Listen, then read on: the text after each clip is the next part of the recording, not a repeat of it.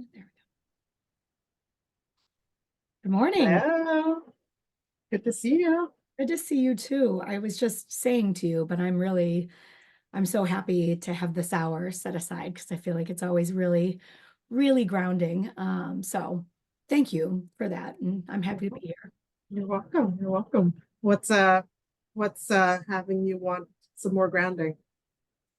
I was just saying that I've been steeped in a lot of fear, and I guess waking up to how much fear is just a part of my everyday life and existence, and coming out of the macro and micro awarenesses of how fear shows up like in my mind and my body and my life, this tiny little piece of it, but also on these different macro levels. So there's a bunch of like uncertainty happening in my life, which is like provoking a lot of fear. But then this interesting thing happened over the weekend in a local anti-racist therapist Facebook community where someone or a team of people, I'm not entirely sure, were putting together a list of therapists that they deemed to be Zionist, but Well, it was unclear to me if there was any proof, because certainly I know a couple of people on that list who are not, in fact, Zionists, and to my awareness have not said or done anything that would make people think that. And I'm watching. but what does it even mean though to be Zionist?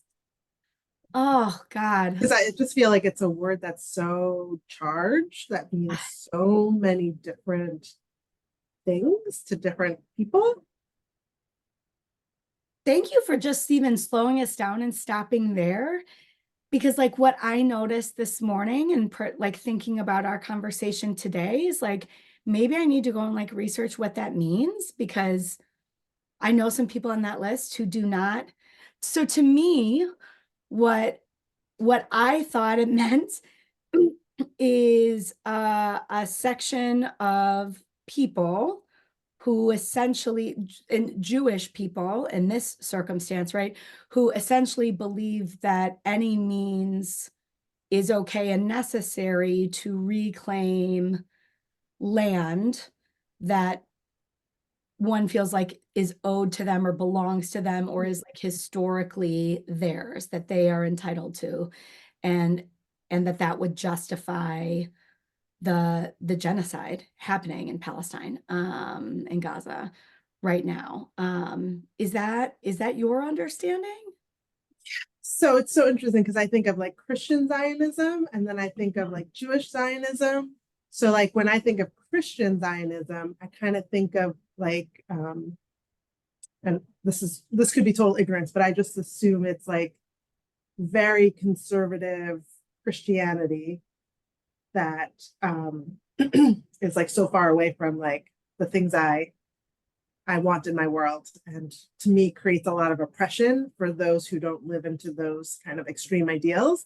And then Mhm. when I think of Jewish Zionism, I guess at the simplest level, I guess I think about the necessity of Jewish people having a homeland, like a being able to return to their homeland and have a place of safety that is like a Jewish state. That's like that the most basic. That's what I think of, and I think there's probably a continuum within that of those who just want Israel or some other place to be the Jewish like homeland, um, for safety, for history. But then there's probably another part of that that is like by any means necessary.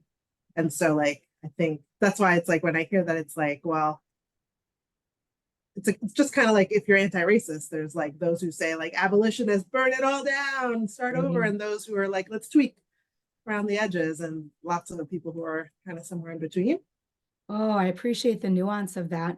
So is your understanding that Zionism is not always even tied to like geographical space or land?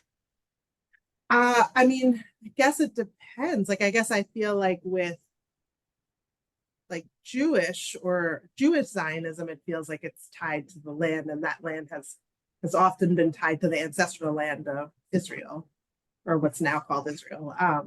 So, but it's one of those topics where I feel like as a society, we're so filled with fear and anger that Yes. we don't have deep conversations, Right. right? Like across. So like I imagine like people who would identify as Zionists, like have like conversations amongst themselves.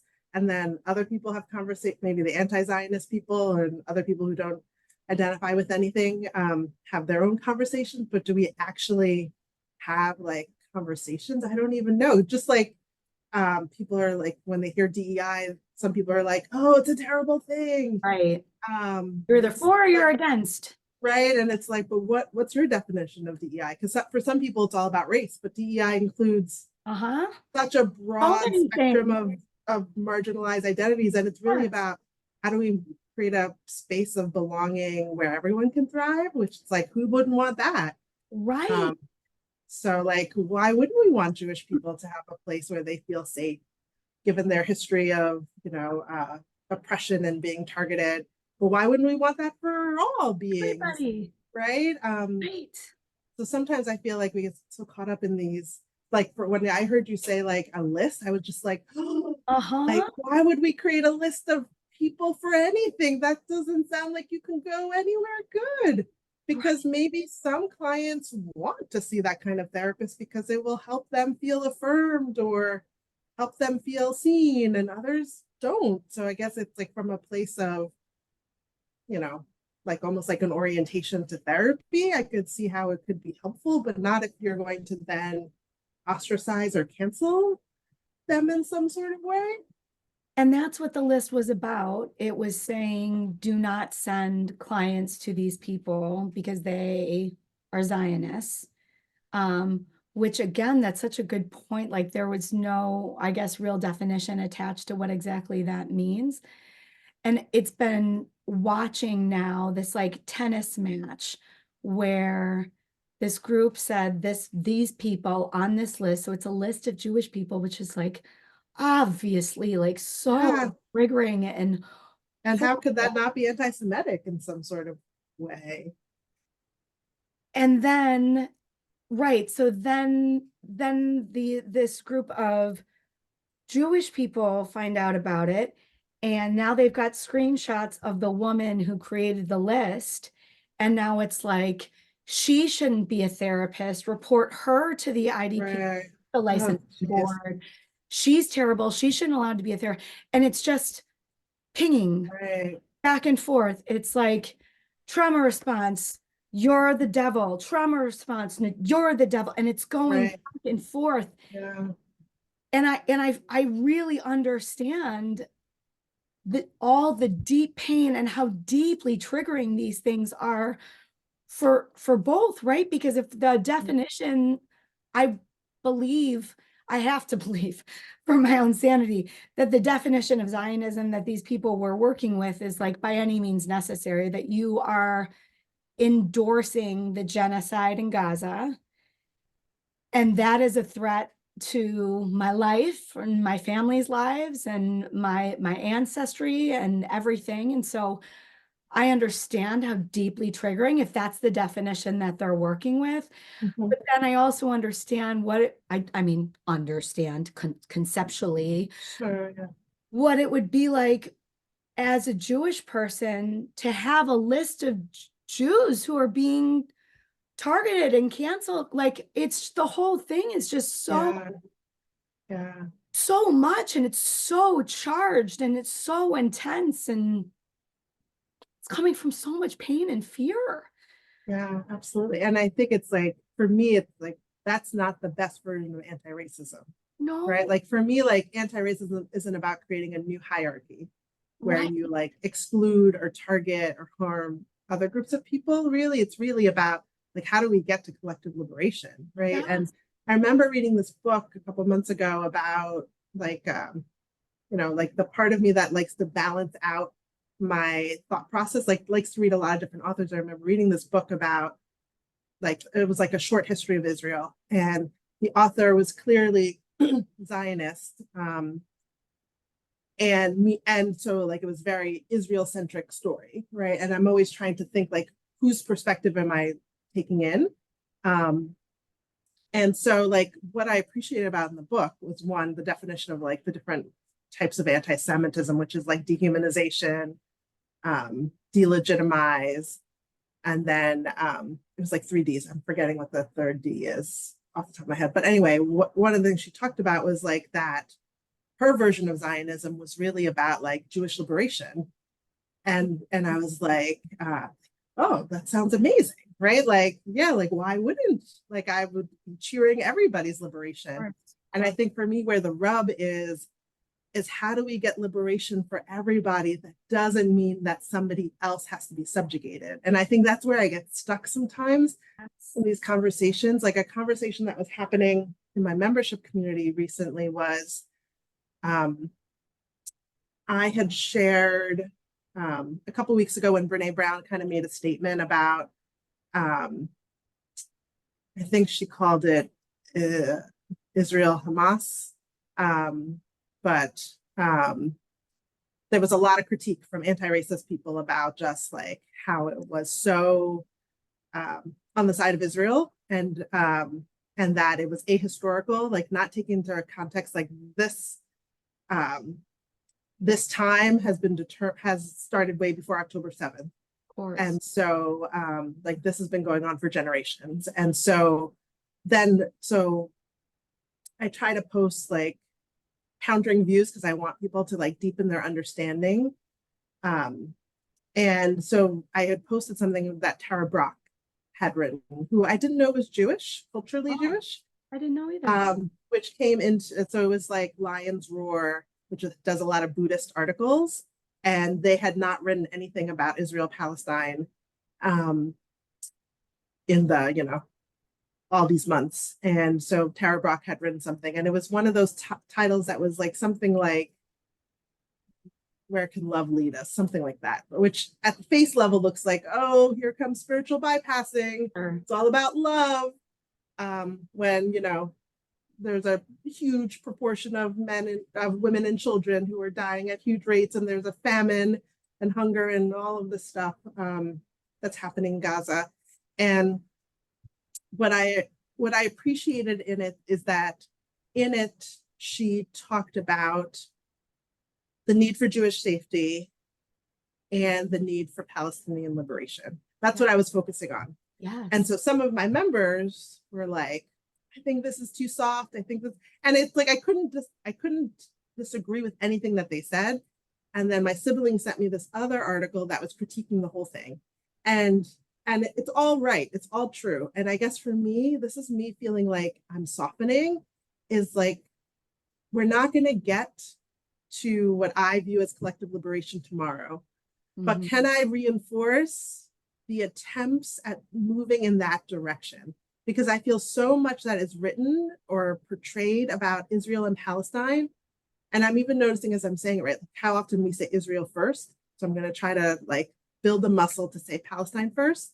Like, I love that she named that horrific things are happening in Palestine, particularly in Gaza, and that we need a solution, whether that's two-state, we need Palestinian liberation. And yes, it was ahistorical. And yes, it doesn't take into effect the Nakba and lots of other things that have happened. And yes, it was more slanted towards probably Israel. And yet, Palestine was visible. And so often they're demonized, right? And so it's like, how can we build the bridges and work towards it? So when I think of like abolitionist writers, they kind of talk about, in the path towards abolition, how do we decrease the carceral state? So like, how do we have less state-sanctioned violence? How do we not reinforce some of that stuff? And how do we work towards collective liberation? And for me, it's like, well, anything that reinforces violence, like I shouldn't be supporting that. Right. And so, yeah. So much there, right? So much there. What I really appreciate though about your commentary of all that is that I think perfectionism, like is so rampant. I mean, probably always, but I'm waking up to it more and more and more. And I think there's other factors at play as well. But it seems now like perfectionism gets in the way of progress over and over and over again. And I'm with you. I wish we could all hang in there and last in conversations a little longer before like we retreat to our corners and get ready to like Mhm. do battle. Um, because I think it's so easy to decide that what somebody else is saying is wrong or garbage or they're our enemy or we don't have any common ground and we retreat. But if we hung in there a little bit longer, Mhm. and we had the ability to like breathe through the discomfort a little bit, I wonder what would be there for us. I wonder where we might be able to like genuinely meet, Mhm. genuinely understand one another. And again, like I can't remember if I said this to you or like on air, but like the fear the fear is just so intense and it's always almost at like a rolling boil, which again like makes sense for so many people. um but the fear gets in the way of us finding points of connection. Mhm. Yeah, um and I'm absolutely. really just like waking up to that in such a different way over this Mhm. last week. Yeah, It makes me absolutely. sad. Yeah. I want to take a quick detour. The third D of anti-Semitism is double standard. It was delegitimize, dehumanize, double standard. Legit Um, but dehuman double standard. um, which I would say, like, you could say that about every kind of oppression, Yes. right? Is like, I think about the way I went to this Palestine teach-in. I've been going to them periodically in the last 5 or 6 months, and it was about Islamophobia and the subtle and overt ways that Islamophobia goes. And it was talking about how even Islamophobia maybe not be the right words. That probably, like, I've been saying anti-Arab racism because um, not everybody who is Arab is Muslim per se, right? Even though that's one of the stereotypes out there or like myths out there. But this weekend I went to a conference and one of the keynote speakers was Bryan Stevenson, who I adore in terms of, like, he's a Black civil rights attorney. He's a great speaker, Hmm. Harvard Law graduate, but does a lot of work in the South. And he's like a Southern Poverty Law Center, and he started its nickname is the Lynching Museum in Alabama, which I want to get to at some point. But he wrote this book, Just Mercy, and his, like, what he does, he's worked really hard um, to fight for juveniles who are treated as adults in the court system and then Wow. sentenced to death. And often they are Black and brown. So, like, whenever you hear him speak, it's like heartbreaking. But a story that he said that stays with me, he says, is like they're creating this new thing where they're going to all the lynching sites in the US and identifying who was lynched, thinking about like that period after the Civil War, after the Reconstruction period, where lynching was in vogue for, like, I don't know, like 60 years or something like that, as a way to terrorize Black people to stay within their caste system. So what people are doing is that they're going to the lynching site, identifying who that person was and what led to their lynching. And then you're digging dirt, like soil from that area, and putting it into a jar. And he told, and then there's like a write up, and then the dirt is brought to the museum. But the story he told that was so powerful is that there was this woman who wanted to do it, and so he said, okay, well, you can go to like West Alabama. There's like this is an area we haven't touched yet. So she went, and it was like, rural area, Black woman, rural area, quiet. Like, as he was talking, I just had, like, I was tensing because I was just thinking, as a Black woman going to any kind of rural area, it doesn't matter what part of the country it is, I would be terrified for my life. so Um, many things in there that right? took the ability to like, whoa, Yeah, oh talk my about God. fear. Yeah, and he talked about like fear and anger like being the political weapons that are being used all over the place. But so he was saying like she went and it was kind of like maybe getting dark. And so she was digging, and then this pickup truck drives by. And right. And so like I'm like tensing up more, like, oh my, and I'm imagining, right, stereotype of probably this white guy in this pickup truck. All assumptions, right? And then like, so the pickup truck drives by and then comes back. And so she's like, oh my goodness, what am I gonna do? I'm here all by myself. So she's just like, I'm just gonna like, she was taking in her spiritual religious resources and was just like, I'm just gonna do my thing here, serving a greater good. And then the guy gets out of the truck, starts to walk towards her, and she's like Oh, digging. And so he asks her, like, what is she doing? And so she decides, like, I guess what he instructs people to do is to lie, like when people ask what they're doing, just to right. make up something. But she It's very decides to tell the sneaky. truth. She decides to tell the truth, and so she tells the truth about like she's, this was a site of a lynching, and this is, and she is like, digging up the dirt, and to memorialize it. And so like he asks, like, is this the piece of paper about it? And she said yes. She gives it to him, and then he says, do you mind if I help you? And I prayed it was right, going there, but thank God you said that. yes. So she says Oh, sure, and he decides to do it with his bare hands. She has like a little shovel thing, and so they do it, and like she starts to tear up. Eventually, he starts to tear up, and she asks like, oh, what's going on with you? And she says like, I'm wondering if this was my grandfather that was part of this lynching. And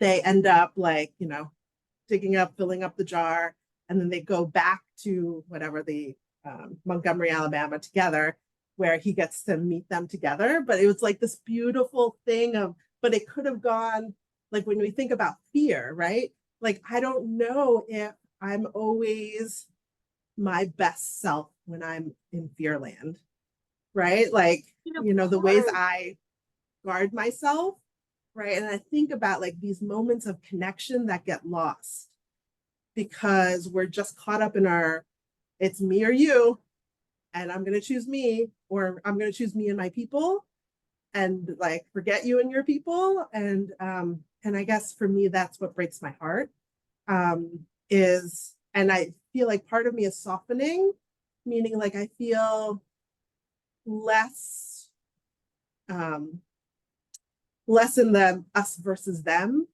mode. I'm more in the like, where's our common humanity? Like, if I sit idly by and watch this happen to you and your people, then how am I in service of collective liberation? And sometimes when I hear all the noise and the chatter, I think about what's getting in the way of other people seeing that we're all connected, we're all intertwined. And one of the things that Bryan Stevenson talked about, which I'd never heard anybody say before, is he talked about the Great Migration that people talk about, like where people from the, particularly Black people from the South, moved north and west and all that stuff. I'm sure like a good chunk of Chicago is probably the South Side, is like the migration of there. And he talked about how, we call it the Great Migration, which sounds so neutral or right, like, whatever. And he said, like, they were refugees. They were like escaping the terror of the South, and they weren't welcomed to the places that they moved. Like the North is more liberal, maybe, but they're not less racist. They just like are cold and like a little more subtle in their "we don't want you here" kind of stuff. They still do their redlining and all that, and so like even the way we tell history, right? The Great Migration, like versus like they were terrorized and they decided we're going to leave everything we know and our ancestors, and we're going to go to another place where we don't know and they don't want us, but it's got to be better. And that's what refugees are. But we treat refugees terribly, and we allow some to come and we deny others. So that was a lot. I'm still everything you said was beautiful, profound, and I'm glad you went there. I'm so struck by that story, and I wonder what it was like for you to hear that story. You shared a little, and I wonder what it's like for you to retell that story because I can only imagine. I mean, one of his premises in the talk was about hope, right? And I love Mariam Kaba, who talks about hope as a discipline. And I guess for me, it's like, how can we hold on to hope? Like the little things that happen in our day-to-day life that can help us inspire hope. Because I think when people are so exhausted and tired and holding on to fear and living from a place of fear day in and day out sucks a lot of energy. And I just think about how can I keep cultivating hope?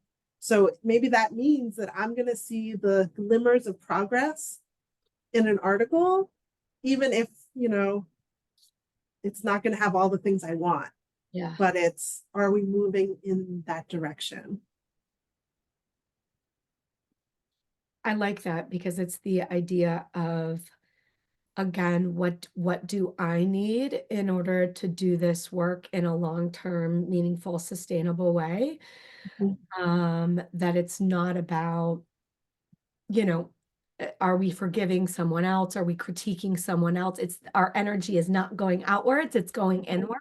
Yeah. Which is the way we stay in the game, right? And so I like that idea and that like perspective shift a lot about what do I need to stay in the game because I need to stay. Like, yeah. Yeah. Yeah. I was doing this talk last week in person, which was like rare. Like I think 2 days in a row I did talk in person with such a different energy in person, but it was a mixed race group, like cross-racial conversation. And we're talking about the ways in which some people of the global majority don't show up fully in predominantly white spaces. And they might do a lot of code switching. And there was a white guy in the audience who reacted to one of the Black participants who was saying about the ways in which Black women are often punished for showing up authentically, like either viewed as too smart or too arrogant or too aggressive or all this stuff, so they make themselves smaller, as ways to survive. And he said, which I appreciated, is he didn't agree with it, right? Which I appreciated that he said it because it was a space in which, the talk was about race, right? So like in that space, it's harder to challenge the premise because the talk is about me increasing your racial literacy, right? And so what I did, was try to do the both and, which is what I try to do when I'm not in my amygdala lizard brain kind of thing, which was to say, like, he thought it was they had low self-esteem. That's why they take up less space. And so white guy was saying this? The white guy was saying this. Yeah, he's like, I Black disagree. women? And why Uh-huh. they Yeah. And so I tried to say, like, it's kind of like chicken or the egg, which comes first, right? It's like, is it low self-esteem, or is it the perception of low self-esteem, or are you taught to take up less space, right? Are you taught that you're less than? And so, but it's like, how do we have these cross-racial conversations? Because if people don't dare to say the things that they think, that's right. how can they ever be told something? And it may never change his mind, but maybe he'll start to think, which came first, chicken or the egg? Yeah. Right? Like, versus like, it's just individual responsibility, right? And I think that's so often is it individual responsibility or is it systemic? Right. And like, which one is it? Or is it a mixture of both? Right. And how do they intersect? And how do we understand those intersections? Right. It's just, yeah. Ooh, wow. Was that triggering for you in any way? Did you have one foot in your amygdala and one foot in the experience? No. No, I think because it was in person, but also two, like, this was like a 90-minute talk where people didn't know each other. So like, how do you build intimacy and bravery quickly? Yeah. And so for me, it's like I want to reinforce people saying things. Like a white woman asked when I said something about, like that it really resonated with me when Ken Hardy once said, white people, do you ever think about the ways in which people of color take care of you? And she wanted to understand that more because she had never thought of that. And there were people in the room who could answer her question, which was great, versus her just being around other white people who maybe don't know that and they're just around themselves clueless. Like, here's an opportunity for you to do that. And I think if people are coming to a workshop, maybe they have more capacity to have those conversations that Right. in everyday life, if you go up to a Black person, you're like asking them a question, they may not want to answer you, right? Because they don't have capacity, or that's emotional labor, or they're just, do that too much. Right. There you can make some assumption about people's intentions or values, that there's a little bit more wiggle room to kind of play in this space. Right. And I Wow. don't think we do enough play, but play would be the antithesis to fear in some ways. Ah, you're right. Man. Whoa. That's whoa, whoa, whoa, whoa. That's a lot. I think it's making me reflect again, thinking about I'm watching fear and fear responses and trauma responses, right? Like play out in my community, my local therapist community right now. But I've been watching my own fear and how it plays out in my own life and the harm that I can do when I'm operating from a place of fear. And I think hearing you talk, it's making me reflect that I screwed something up in my business. On my team. It was the first time my team ever, now granted, it was over Slack. Slack is like this like written platform, right? Like for intra communication. And it was the first time that it was months ago that we started to talk about everything happening in Gaza, the genocide happening in Gaza, and a white person on my team, a non-Jewish white person on my team came out very strongly critical against Israel. It was a very strong critique of Israel. And we have Jewish people on our team. We also have Palestinians on our team. We also just have people of color on our team who have lived in countries where they've lived through war, their ancestors have lived through war, just like a lot going on. And some of the people of color were really non-Palestinian, non-Jewish people of color were really affronted by this non-Jewish white person's strong critique of Israel. And I did not, I, out of fear and centering the women of color on my team, I wound up chatting with this person. The point is that I kind of shut it down. And it's making me reflect on we're all on this team because we are all pro collective liberation, right? Like we all believe in collective liberation. But that doesn't mean we're gonna think that we're gonna have all the same paths or that there is Right. one Yeah. right way, right? Right. Yeah. And I didn't shut it down, but like I gave feedback that did shut it down. That was Mhm. the outcome. Whether I intended to have that happen or not, that was the impact, Uh, is that it got shut down right. out of fear that the women of color on my team were being harmed. And there was a It's, different way to do that. yeah. I think it's so hard, especially when you start to bring in like human resources, or like just Yeah. just being the boss or the supervisor, manager of some sort. It's always tricky. I know I find myself, in the different teams that I manage, like thinking about like how far can I go? Because like how much of this is like counter to the way the institution is set up. Yeah. And so, in a lot of ways feels like employee centric. And so, like I think about a reflection that I've been having on one of my teams is, while people believe in collective liberation, they like the anti-racism, anti-oppression stuff I talk about, what's interesting to observe is that every time I introduce anything that will improve access for the people we serve, which is counter to maybe the way the system has worked historically, the initial response is a no. Pushback. Right? Which comes from a place of fear. Yeah. Right? And so, like, at some point recently, I had to observe, every time I bring up a new initiative or a thing that would improve access, I just want to observe that the initial response is why we can't do it.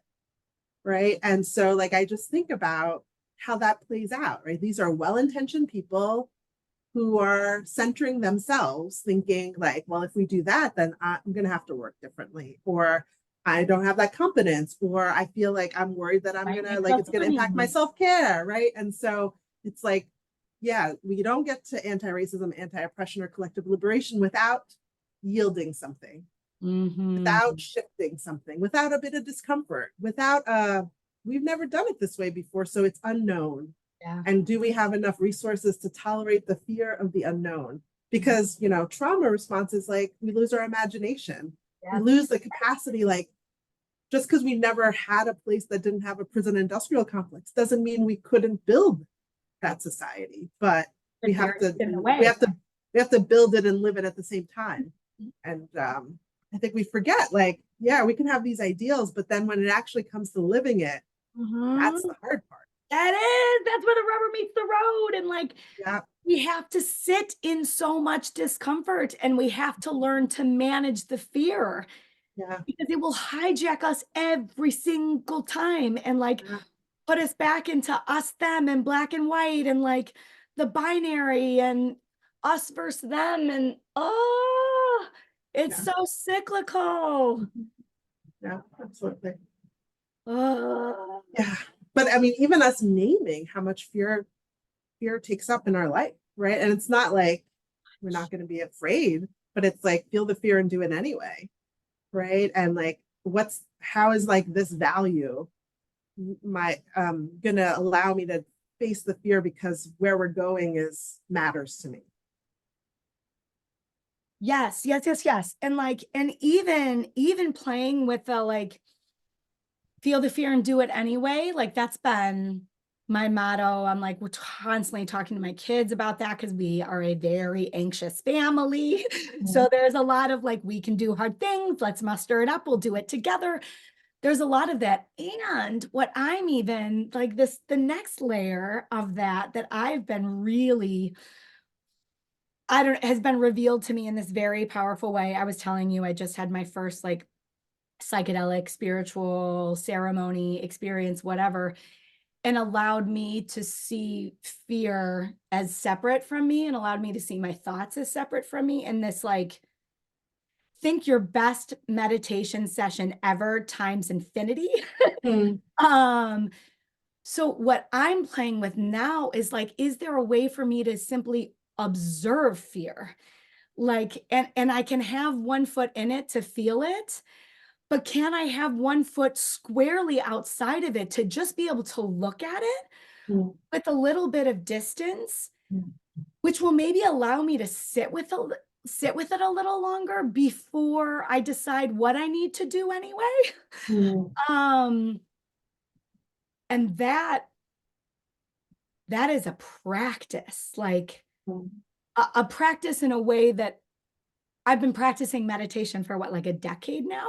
I have practiced seeing my thoughts and trying to like observe them, but specifically with thoughts that are rooted in fear, the biological systemic forces that make us feel like we have to do something now.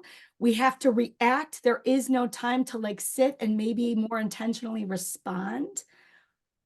Woo!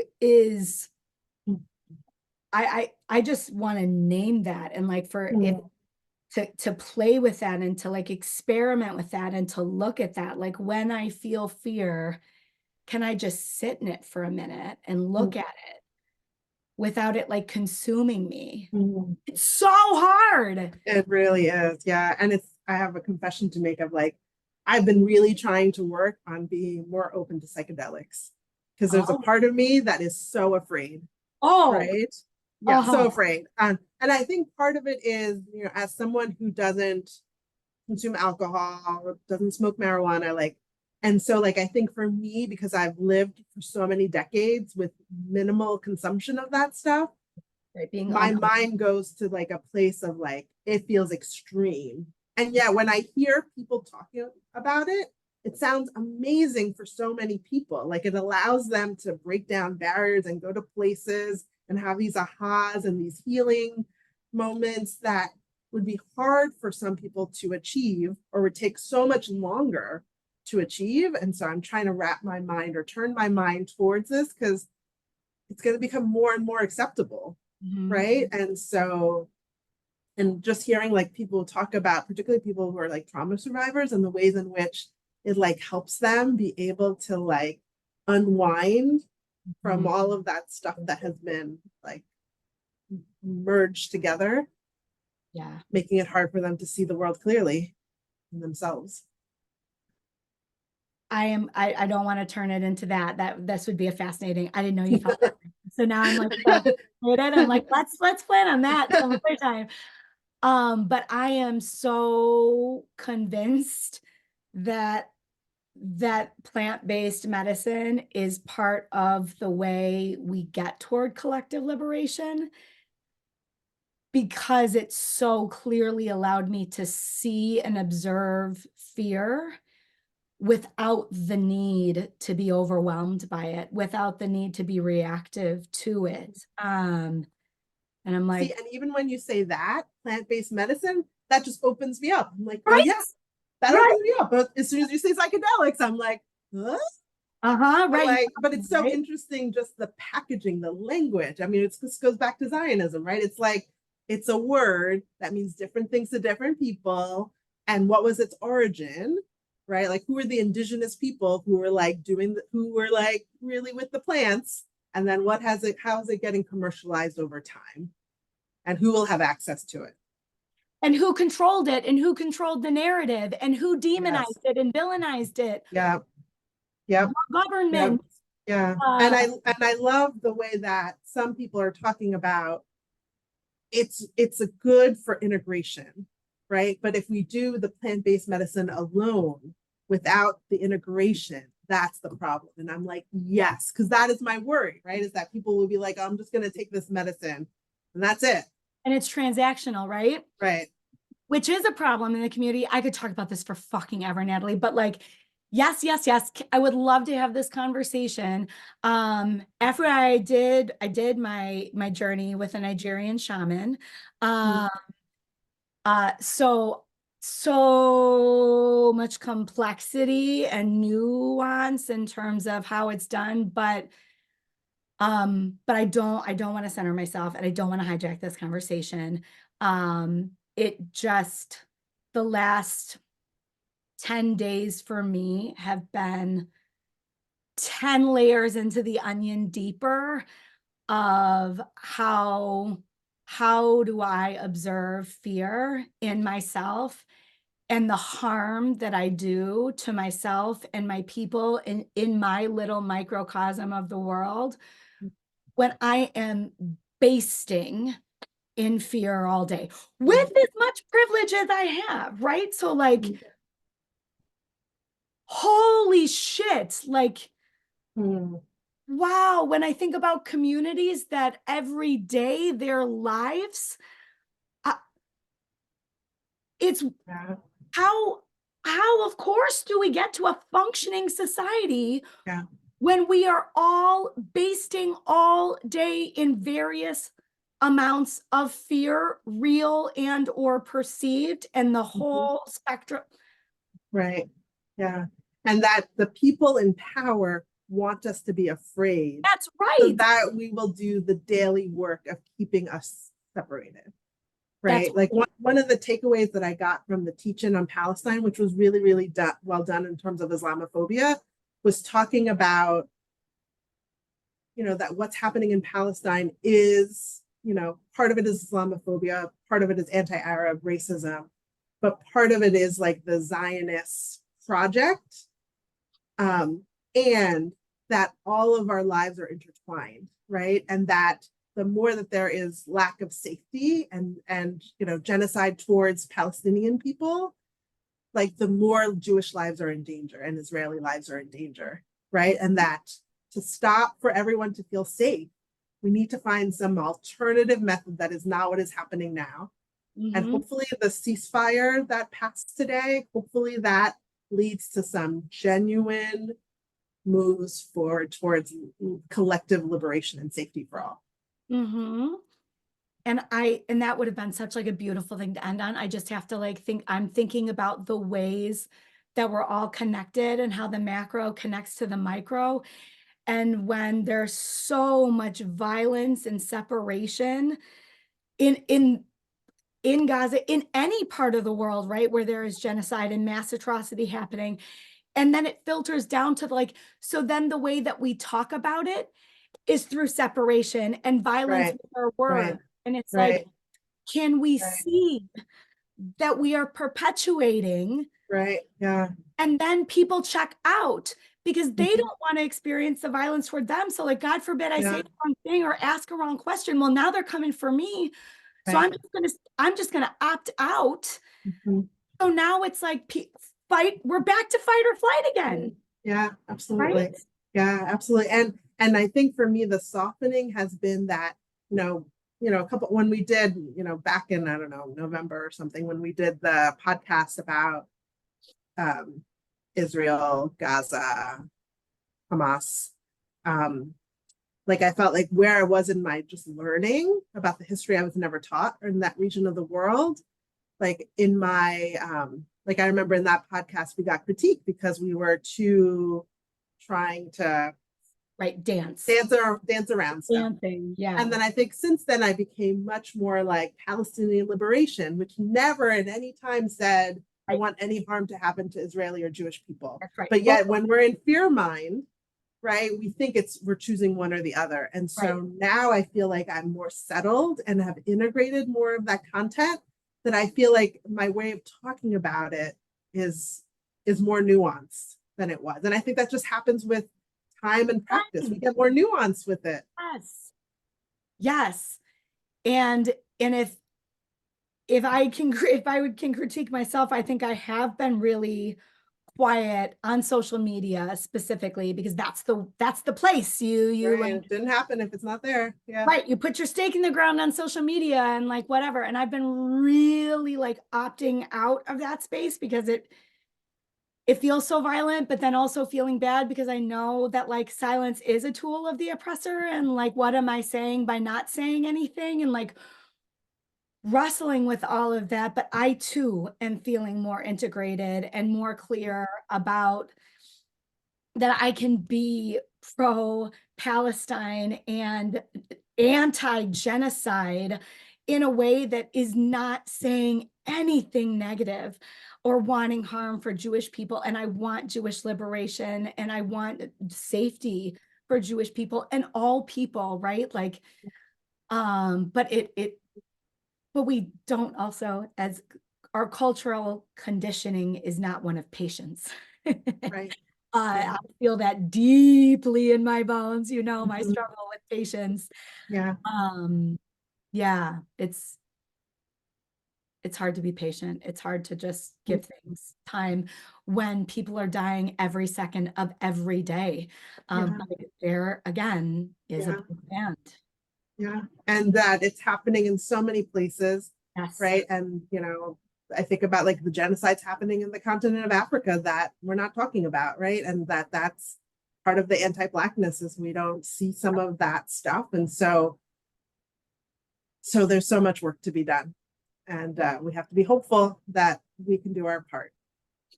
We have to be hopeful and we have to do what we can in the moment, knowing that we'll never do enough. Yeah. And that like all we have is this lifetime. And that's a lovely and Yep. beautiful thing.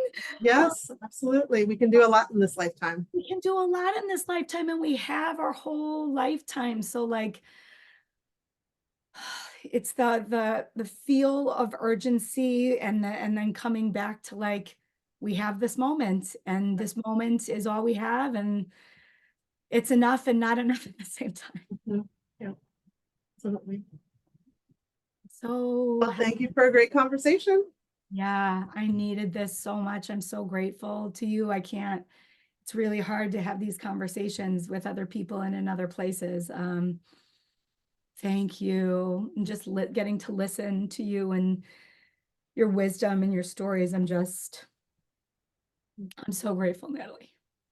Thank you. And like you're teaching me to be brave, like maybe one day I too will journey to the plant-based Ah, world. We'll talk see. about that soon. I'd love to. I might have to just come visit you and we'll have to make Ah, things happen. don't tease a girl. Okay. Okay. Well, you know where to find us. Like, subscribe, comment, be in touch. We love to hear your thoughts and wisdoms. Everything she said. Good. Take good care.